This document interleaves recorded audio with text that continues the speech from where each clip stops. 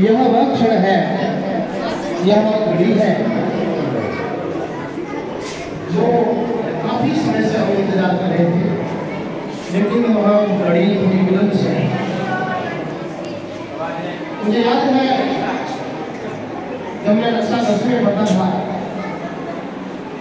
और पहली बार आदरणीय मनमोहन साहब का राजकीय सुंदर समाधि विद्यालय में पदस्थापन हुआ। आपने हमें गणित पढ़ाई, आपने हमें विज्ञान पढ़ाया। मुझे वो पहला दिन याद है जब आप विद्यालय में आए और हमारी कक्षा ली। उस समय जो भी शिक्षण कार्य होता था सामान्य परंपरागत शिक्षण होता था, लेकिन मनोज जी भाई साहब ने वो पहली क्लास ली, मुझे आज भी याद है, नवाचारों से संभाले। अनेक नवाचारों को लेते हुए उन्होंने अपने विषय को आरंभ किया। सभी बच्चे जो थे उसमें कीप साइलेंट थे और उस घटना को, उस घटना चित्र को तन्मय होकर के सुन रहे थे, क्योंकि पहले जो हमारी शिक्षण व्यवस्था थी वो परंपरागत हुआ करती थी और आपने जिस प्रकार से हमें शिक्षित किया, शिक्षण करवाया, वो एक इनोवेटिव आइडिया लेकर के आए। उस समय कोई इनोवेटिव आइडिया आज से 30 साल पहले सोच भी नहीं सकता था, लेकिन आपने उस समय करके दिखाया और वहां से लेकर अनवरत आज तक की आपकी जो शिक्षण साधना है, उस शिक्षण साधना की फलीभूति आज राज्य पुरस्कार के रूप में हुई है।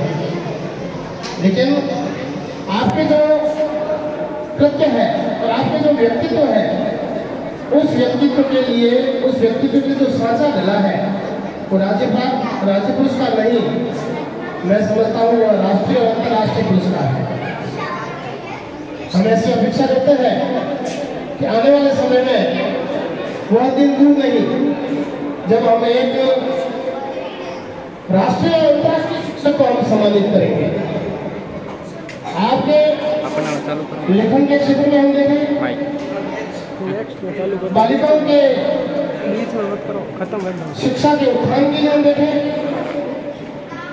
पर्यावरण के संबंध में देखें, हम चाहे भामाशाह के सहयोग के रूप में देखें, आप हर क्षेत्र में दृढ़ संकल्पित होकर के वह काम कर रहे हैं। आप